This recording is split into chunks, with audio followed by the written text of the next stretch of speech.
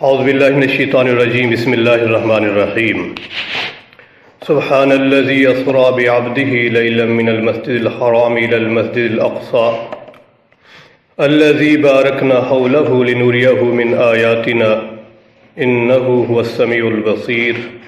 صدق اللہ العظیم۔ برادران گرامی، یہ قرآن مجید سورۃ بنی اسرائیل کی پہلی آیت جہاں سے 15واں پارہ شروع ہوتا ہے، میں نے آپ کے سامنے تلاوت کی ہے۔ اس سورت کے ابتدا کے اندر اللہ رب العزت نے ایک واقعہ کا ذکر فرمایا ہے جسے آپ ہم سب معراج کے واقعے سے یاد کرتے ہیں۔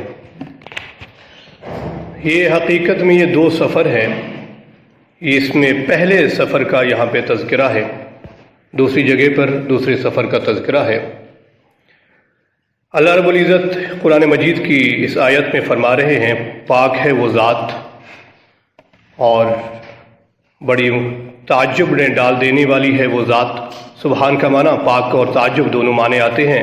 اسرا جو لے گئی اپنے بندے کو رات کے لمحات میں مسجد حرام سے مسجد اقصیٰ تک، اور آگے اللہ تعالیٰ فرما رہے ہیں کہ مسجد اقصیٰ ایسی جگہ موجود ہے الذی بارکنا حولہ، جس کے اطراف میں ہم نے بڑی برکت دے رکھی ہے تاکہ یہ ہم نے اپنی نشانیاں لوگوں کو دکھلائیں۔ اللہ تعالیٰ سننے والا اور دیکھنے والا ہے۔ یہ واقعہ جس کو معراج کے نام سے یاد کیا جاتا ہے، ایک اس واقعے کی تاریخی حقائق ہے اور اس واقعے کے ناقلین صحابہ کرام میں ایک بڑی تعداد ہے، جیسے صحابہ کرام کی جنہوں نے اس واقعے کو نقل کیا ہے۔ تقریباً بخاری مسلم کی روایات کو ملا کر 28 جید صحابہ کرام ہیں جن کے اسماء گرامی ہیں جنہوں نے اس واقعے کو نقل کیا ہے۔ تفسیر قرطبی نے 20 صحابہ کرام کے نام بھی نقل کیے ہیں، جبکہ تفسیر ابن کثیر نے 25 صحابہ کرام کے نام ذکر کیے ہیں، جن میں چند نام میں آپ کے سامنے عرض کرتا ہوں۔ حضرت عمر فاروق رضی اللہ تعالیٰ عنہ، حضرت علی، حضرت عبداللہ بن مسعود، حضرت ابو ذر غفاری، حضرت ابو ہریرہ، حضرت ابی بن کعب، حضرت ابو ایوب انصاری، حضرت عبداللہ بن عمر، جابر بن عبداللہ، حضرت عبداللہ بن عباس، ابو امامہ، سمرہ بن جندب۔ یہ بڑے نام ہیں جنہوں نے اس واقعے کو تفصیل سے نقل کیا ہے۔ اللہ رب العزت نے اس آیت میں جس کا ذکر کیا وہ واقعہ یہ اسرا کہلاتا ہے۔ اصل میں میں نے جیسے ابتداءً عرض کیا کہ یہ دو سفر ہوئے ہیں۔ ایک سفر کو اسرا کہتے ہیں جو زمین سے لے کر زمین تک کا سفر ہے، اور پھر جو زمین سے لے کر آسمانوں تک کا اور عرش معلیٰ تک کا سفر ہے اس کو معراج کہا جاتا ہے۔ تغلیباً غلبہ دیتے ہوئے چونکہ اصل سفر اس میں معراج کا ہوا تو اس سارے واقعے کو معراج سے تعبیر کر لیا جاتا ہے۔ نبی کریم صلی اللہ علیہ وسلم ایک رات حضرت ام ہانی کے گھر، جو پیغمبر گرامی کی چچا زاد بہن ہیں، ان کے گھر میں آرام فرما رہے تھے۔ حضرت جبرائیل تشریف لائے ہیں اور پیغمبر گرامی کو بیدار کیا ہے، دستک دے کر پیغمبر گرامی کو جگایا ہے، اور پیغمبر گرامی وہاں سے بیدار ہوئے ہیں، اور بیدار ہونے کے بعد پیغمبر گرامی وہاں سے بیت اللہ تشریف لائے مقام حتیم پر۔ وہاں پر وضو فرمایا، 2 نفل پڑھے ہیں، اور پھر سفر کا آغاز ہوا ہے۔ اب یہ سفر کب ہوا ہے، اس کی تاریخی حیثیت کیا ہے، اس میں قدر اختلاف واقع ہوا ہے، لیکن وہ تاریخ میں اختلاف ہے، واقعے کے ہونے اور حقائق میں کوئی اختلاف نہیں ہے۔ تاریخ میں جہاں تک امام قرطبی نے موسیٰ بن عقبہ سے نقل کیا ہے کہ یہ واقعہ ہجرت سے 6 ماہ پہلے پیش آیا۔ جب پیغمبر گرامی مکہ سے مدینہ ہجرت کر کے گئے ہیں اس سے 6 ماہ پہلے یہ واقعہ پیش آیا، اور اس وقت کی بات کی جاتی ہے جب امی عائشہ صدیقہ رضی اللہ عنہا فرماتی ہیں کہ جب یہ واقعہ معراج پیش آیا ہے تو اس وقت حضرت خدیجہ الکبریٰ کا انتقال ہو چکا تھا، اور جبکہ دوسری جانب امام زہری فرماتے ہیں کہ بعثت نبوی کے 7 سال بعد حضرت خدیجہ رضی اللہ تعالیٰ عنہا کا انتقال ہوا ہے۔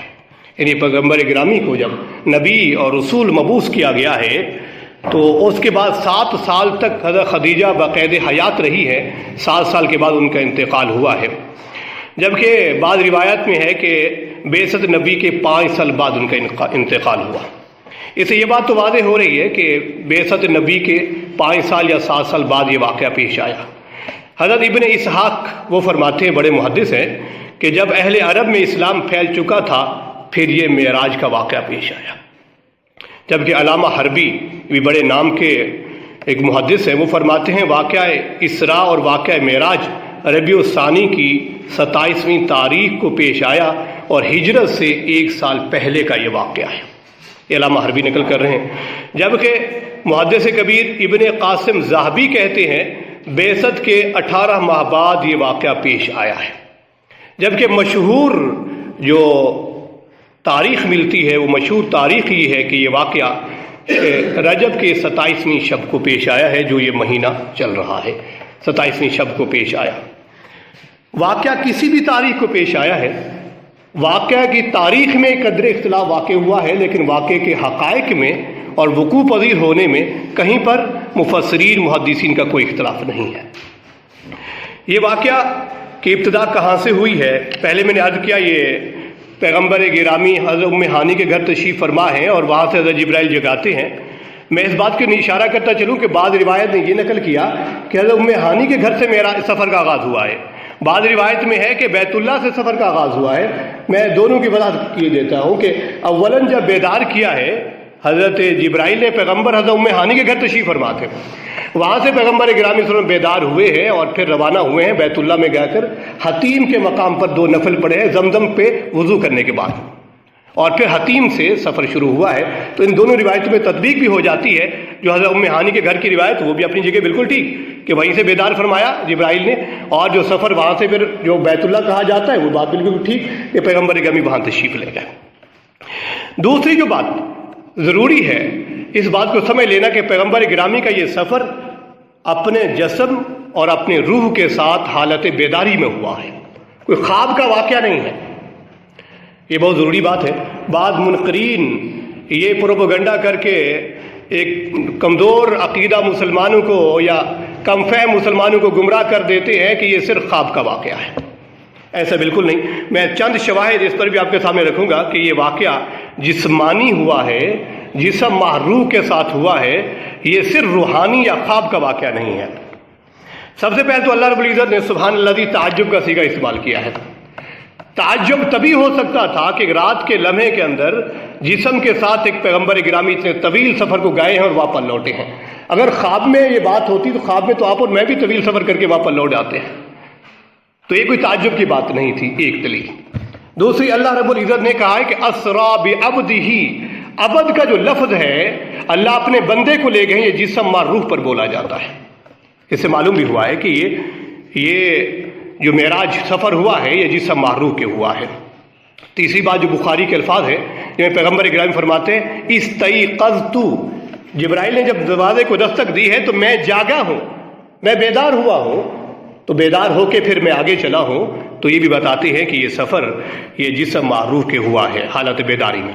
اور پھر پیغمبر گرامی جب واپس آئے ہیں اور آ کر ام ہانی کو یہ واقعہ بتلایا ہے کہ میں ایسے سفر کر کے آیا ہوں، تو حضرت ام ہانی فرماتی ہیں کہ آپ اس واقعے کو ابھی مزید لوگوں سے ذکر نہ کیجیے، کیونکہ ابھی اسلام کا بول بالا نہیں ہوا، کافر یہ کفار مزید تکذیب پہ اتر آئیں گے۔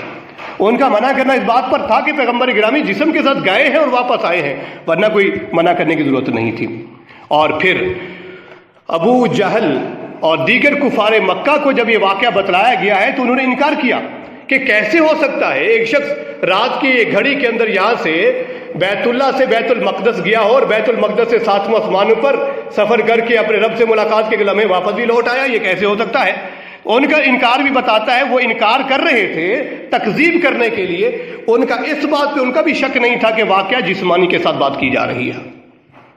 تو اس میں شکوک و شبہات سے بالا تر ہو کر پیغمبر گرامی حالت بیداری میں جسد مع روح کے ساتھ یہ سفر کر کے تشریف لائے ہیں۔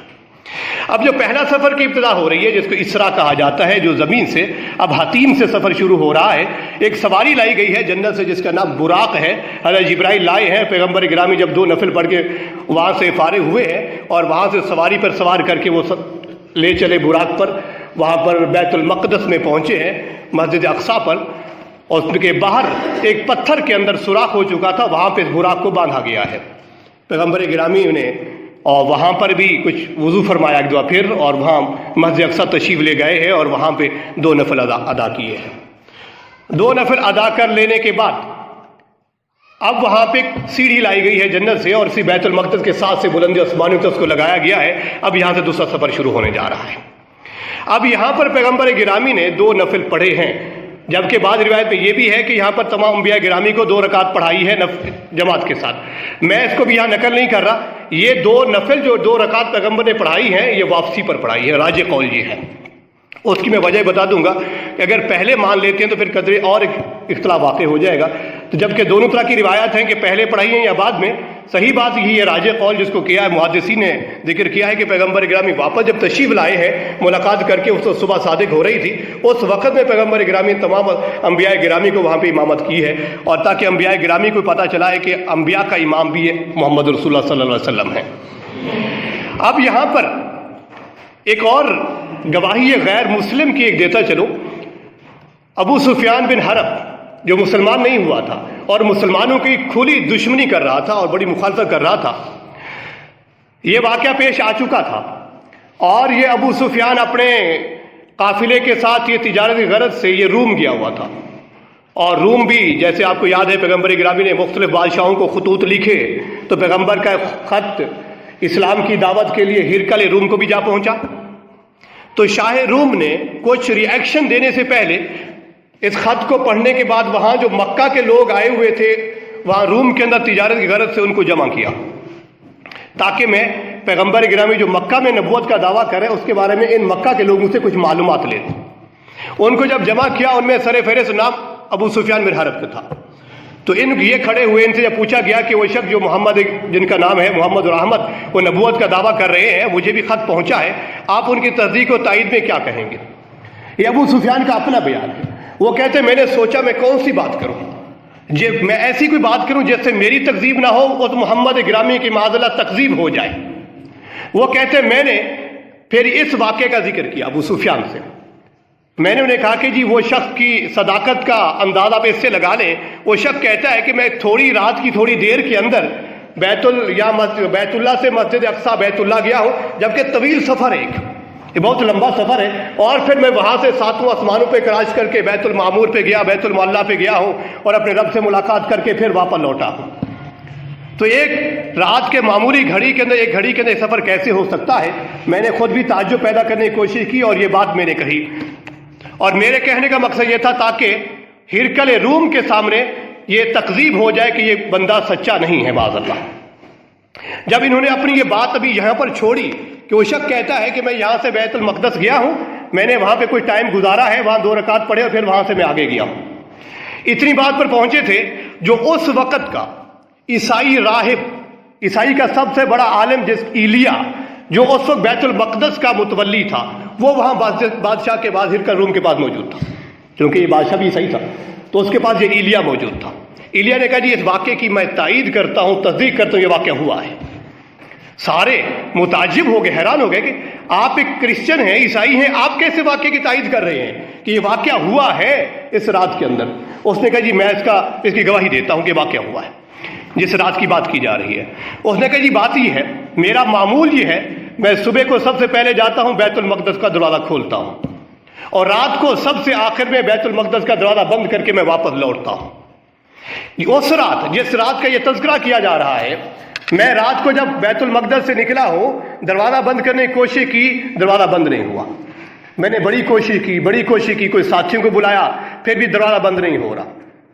پھر اس کے بعد میں نے وہاں کے جو کاریگر تھے، معمار تھے، ان کو 1-2 کو بلایا، وہاں پہ لایا، وہ کہہ رہے دروازے کے اوپر کی جو منڈیر ہے یہ جگہ نیچے جھک گئی ہے عمارت کی، تو اب یہ دروازہ بند نہیں ہو سکتا، ہم اس کو کھلا چھوڑ جائیں، ابھی فوراً کچھ نہیں ہو سکتا، ہم دن کو ہی آ کر اس پر کوئی سوچیں گے کیا کر سکتے ہیں۔ لہذا وہ ایلیا کہتے ہم اس رات میں دروازہ بند نہ ہو سکا، تو کہتے میں دروازہ کھلا چھوڑ کے چلا آیا۔ جب صبح میں واپس گیا ہوں تو مجھے بیت المقدس کے دروازے کے باہر ایک پتھر میں سوراخ ہو چکا تھا جو پہلے سوراخ نہیں تھا، اور وہاں پر کسی سواری کے باندھنے کے اور ٹھہرنے کے قدموں کے نشانات بھی موجود تھے، اور وہاں جہاں پانی استعمال کیا جاتا تھا وہاں کوئی پانی کے تازہ چھینٹے بھی موجود تھے۔ اور میں سمجھ گیا अच्छा फिर मैं आगे चला हूं, अब वो दरवाज़ा आज़ाद है, आराम से बंद भी हो रहा है, खुल भी रहा है। तो मैंने फिर अपने साथियों को सुबह को बताया कि रात को हमसे दरवाज़ा बंद नहीं हुआ और सुबह को बंद हो रहा है, बाहर सवारी के बंधने के निशानात भी मौजूद हैं, पानी ताज़ा इस्तेमाल करने के असरात भी मौजूद हैं। यकीनन रात को कोई नबी आया है जिसने रात को यहाँ इबादत की और चला गया है, और जिसकी वजह से अल्लाह रब्बुल इज़्ज़त ने हमसे दरवाज़ा बंद नहीं होने दिया। तो कहते हैं कि मैं इस वाक़े का शाहिद हूँ, एक ईसाई राहिब और ईसाई आलिम होने के नाते, उस मस्जिद अक्सा का मुतवल्ली होने के नाते, कि ये वाक़या पेश आया है। ये सफ़र है जो उम्मे हानी के घर से हतीम तक, बैतुल्ला से बुराक के ज़रिए मस्जिद अक्सा फ़लस्तीन तक हुआ है, और वहाँ पैगम्बर अब वहाँ से सफ़र आगे हुआ। इस पर छोटी सी बात और करता चलो, अल्लाह रब्बुल इज़्ज़त ने जो कुरान मजीद में यहाँ पे फरमाई है, जब इस आयत को जिक्र किया, साथ फरमाया अल्लज़ी बारकना हौलहू, ये मस्जिद अक्सा का जो खित्ता है, इसके अतराफ में हमने बड़ी बरकत दे रखी है, बड़ी बरकत दे रखी है। बरकत की वजूहात एक तो दुनियावी भी है, दीनी भी है। दीनी बरकत ये है कि सबसे ज़्यादा अम्बिया का मस्कन और मदफन ये बैतुल मक़दस का एरिया है। सबसे ज़्यादा अम्बिया गिरामी यहाँ रहे, यहाँ पर आए और यहीं पर मदफून हुए हैं। दूसरी, दुनियावी तौर पर भी इसके अंदर अल्लाह रब्बुल इज़्ज़त ने बड़ी बरकत रखी है इस खित्ते के अंदर, कि एक हदीस में है अल्लाह ताला ने आज से दरियाए फुरात तक मुबारक ज़मीन बनाई है, और इसमें फ़लस्तीन की ज़मीन को ख़ास तक़द्दुस नसीब किया है, और इसमें सरसब्ज़ होना और उम्दा चश्मे जिसमें बागात और जैतून के बागात, ये सबसे ज़्यादा यहाँ पर मौजूद है।